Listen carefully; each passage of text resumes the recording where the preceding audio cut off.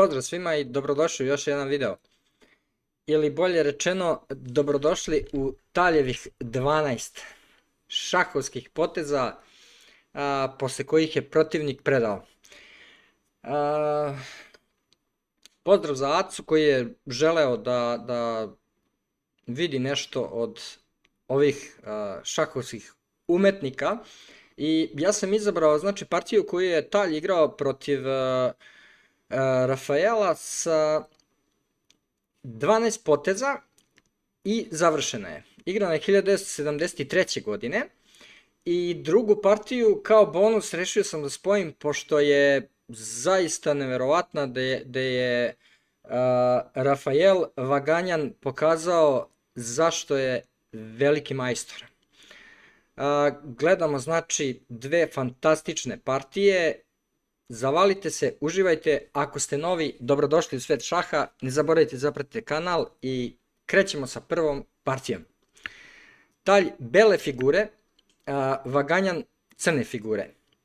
Imamo E4 i francusku odbranu. Sledi D4 i D5. Skakač se ovde razvija na D2, obično ide na C3 i ovde je crni igrao skakača ovde na C6. Neki od majstora su igrali ovaj potez, ali sada je ovaj pešak ovde sprečen da ide napred. Obično ide po otvaranju, školski na C5.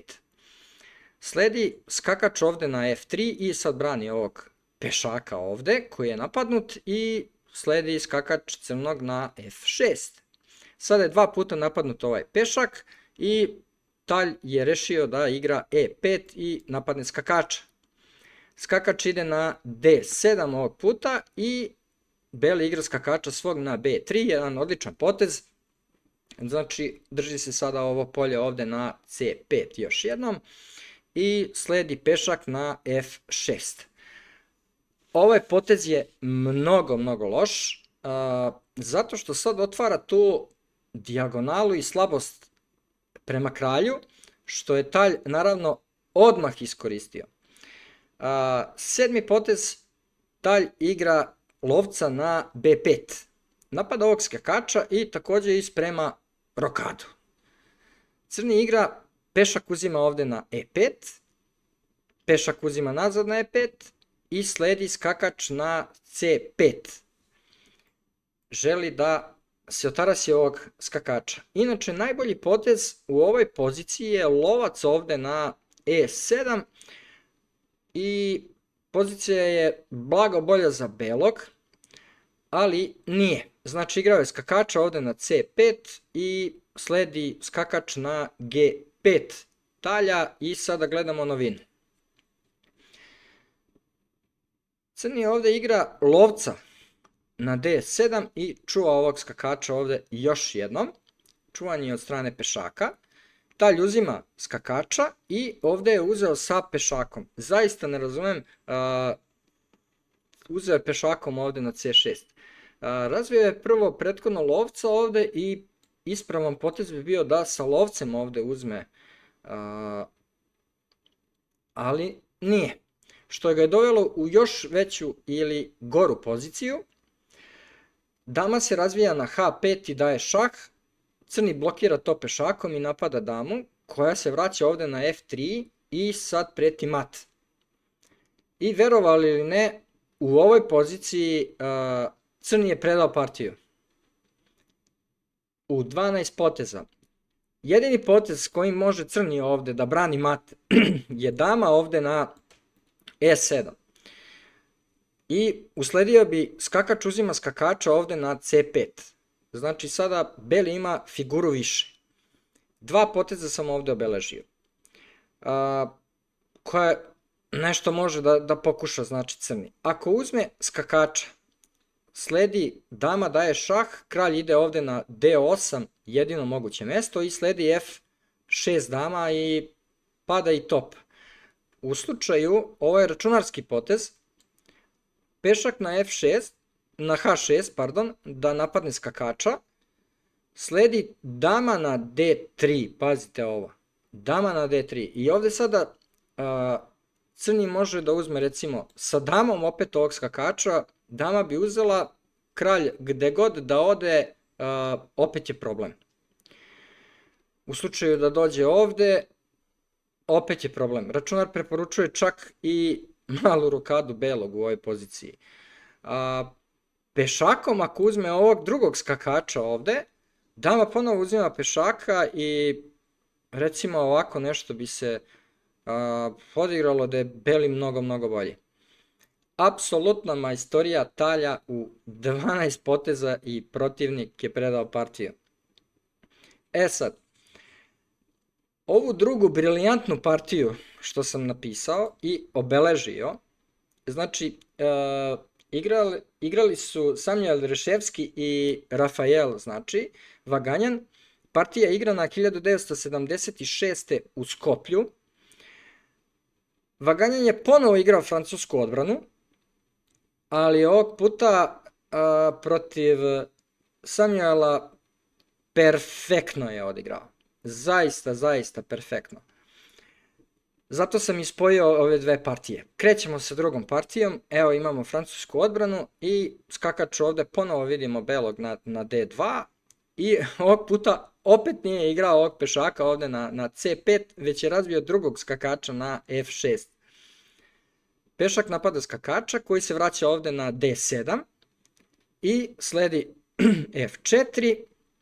Sada vidimo pešaka ovde na C5 i beli je igrao ovde na C3. Sledi skakač na C6, sve ok, skakač na F3 i dama ide na A5. Ovde je kralj došao na F2, pazite ovo, u majstorskoj bazi postoji ovaj potez.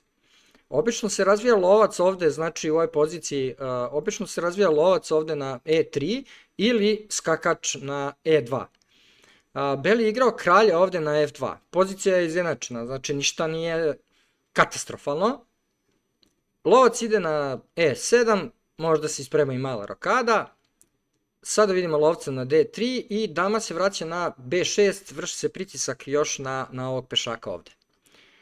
Sledi skakač na E2, brani se još jednom taj pešak i sada imamo F6 crnog. Ovde je pešak uzeo na F6 i gledamo novinu, verovali ili ne, ovo je prvi kompjuterski potez, G3. Znači pešak ovde uzima na F6 i sledi lovac uzima pešaka na F6 i još jednom se vrši pritisak sada na ovog pešaka ovde u centru. Kralj ide sada na G3, bolje bi bilo znači da je odigrao topa ovde na F1, pozicija je i dalje izjednačena, sledi pešak ovde uzima, pešak uzima i sada vidimo ovako, znači 3 figure crnog napadaju belog pešaka, a 2 figure ga brane. Da li bi valjalo sada uzeti tog pešaka? Šta vi mislite? Evo, koliko želite, kliknite na pauzu, probajte sami, a ja ću vam sada da vam pokažem. Zašto ne? Skakač, ako uzme pešaka, skakač uzima, lovac uzima, skakač uzima, dama uzima i lovac ide na G6, daje šah i pada dama. Vi koji igrate francusku odbranu, posebno vi početnici koji vežbate još, ovo vam je jedna klasična zamka kada igrate protiv francuske odbrane. Tako da vodite računa, dobro kalkulišite. Crni je ovde igrao malu rokadu i sad sledi top na E1. Ajmo ponovo. Da li ovaj pešak može sada bude uzet? Evo, crni je napravio rokadu. Sad ako uzme skakač, ponovo će da izgubi damu jer sad lovac ide na H7, daje šah i pada dama. Znači još uvek ne sme. Idemo dalje. Crni igra pešaka ovde na E5, sledi pešak ovde uzima na E5 i kao što vidite jedan jako veliki previd. Sada je crni u prednosti. Znači mnogo bolje bi bilo da je odigrao skakača ovde i napao ovog pešaka. Tako da ovako nešto bi se recimo desilo i pozicija je izjednačena. Uglavnom sada crni igra potez skakač uzima na E5. Pazite ovo, skakač uzima na E5. Beli je uzeo pešakom i napada lovca. Sledi lovac na h4.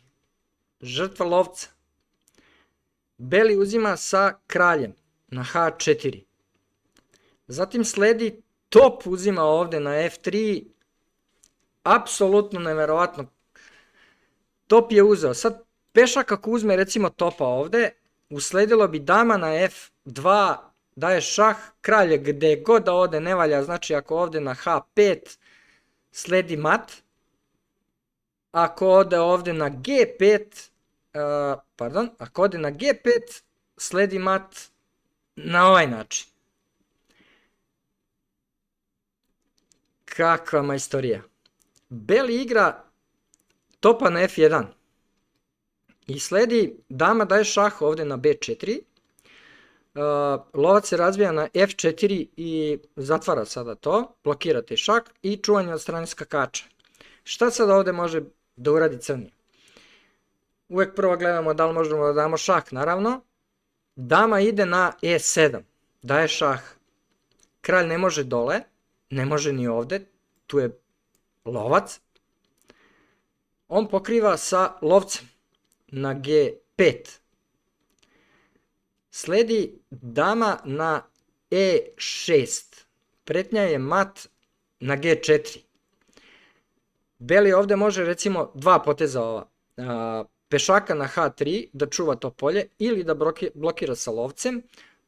Znači ako odigra ovde ovako, usledio bi top uzima pešaka, pazite ovo, daje šah, kralj nema šta, pešak mora da uzme i dama uzima pešaka, daje mat. Neverovatno. Tako da Beli je ovde igrao lovca na f5 i sada crni uzima to topom. Beli napada damu sa svojim skakačem, dama uzima pešaka i sada je ovaj lovac ovde dva puta napadnut. Dama brani tog lovca i sledi potez top na f7, otvoreni napad na damu. Dama se sklanja na h5, sledi skakač ovde na e7, vrlo opasan potez, znači pešak ide na g4, čuva ovo polje, međutim dolazi skakač ovde na g6. Ako uzmete skakača, sledi vam mat. Šta ovde sada uradi? Igra kralja ovde na g3 i sledi potez lovac na d7. Beli, sada je ovaj ovde skakač napadnut 3 puta. Top ide na e1, napada damu koja se sklanja ovde sada na d6 i sledi lovac na h6. Beli pokušava da se iščupa na bilo koji način i da oslobodi tu svoju damu. Međutim, u ovoj poziciji crni čak nije ni uzeo tog lovca, odigrao je topa na f8. Još jednom, znači, se vrši pritisak na ovog skakača. Apsolutno nevjerovatno. I u ovoj poziciji Reševski je predao partiju. Znači, Vaganjan umetnički je odigrao ovu partiju, neverovatna istorija. Ako dama, evo, obeležio sam kompjuterski potez, dama da dođe ovde na g5, recimo da pokuša da se odbrani taj skakač ili nešto, top uzima skakača, top uzima, pešak uzima lovca na h6, dama uzima pešaka tog na h6, top uzima ovde na f4, čuvanje 2 puta, velika prednost, računar daje matu 9 poteza u ovoj poziciji, apsolutno neverovatna majstorija. Svaka čast ovom geniju na ovoj partiji. Eto, nadam se da ste uživali, zaista jedna šahovska minijatura i velika majstorija talje u 12 poteza i jedna briljantna partija Rafaela Vaganje. To je to za ovaj video, hvala vam puno na gledanju i ukoliko imate neke želje da odgledate neke partije ili nešto da ja snimim kao i ovu koju je želeo Aca, pozdrav za Acu, slobodno ostavite komentar. Hvala na svemu, vidimo se u sljedećem videu. Pozdrav i svako dobro.